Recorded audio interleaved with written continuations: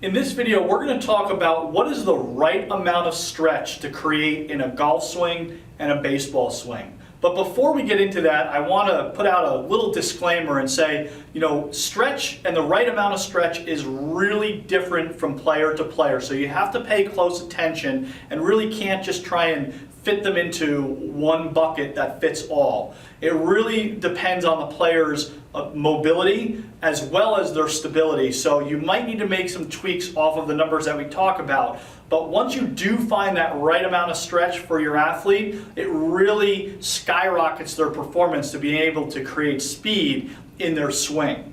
So let's start with baseball. So in baseball, the stretch that we look to see created between heel strike and first move is about a 20-degree difference between torso and pelvis. That's about the average. Now, we also have what we call tighter movers that have a lot less than that. So if you're a tighter mover, we generally will see you between about 1 degree to 15 degrees of stretch between pelvis to torso. If you're a looser mover, we're going to see 25 degrees or more. A lot of stretch between pelvis and torso for that looser mover. Now, we'll get to the fact of closing stretch in the next video because stretch that you create is only as good as the stretch that you can close. So if you can't close it, don't create it, right? So these are just averages that we see. Now, from first move to contact, we want to see both the pelvis and the torso essentially matching. So 0 stretch, because they're exactly the same, would be an ideal number to shoot for because that player then closed all the stretch that they created if both segments are matching by the time they get to contact. But as a generality, we will see an average of about -10 to 10 as being a range, meaning 10 degrees where the pelvis was more open than the torso, or 10 degrees where the torso was more open than the pelvis.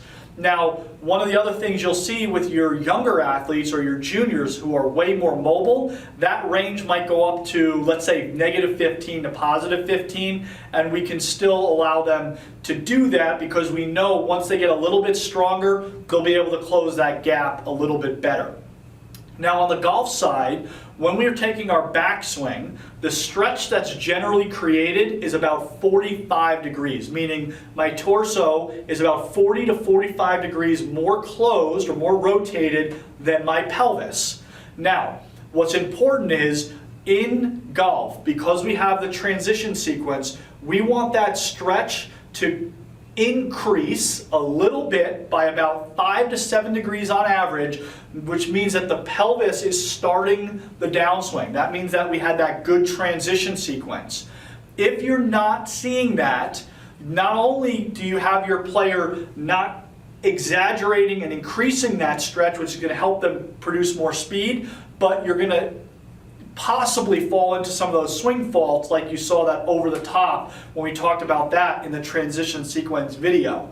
So pay attention. If your player can't increase the amount of stretch in transition, you might have created too much stretch to begin with in the backswing, so you might want to dial that back a little bit to give them some room to be able to start with the pelvis going first.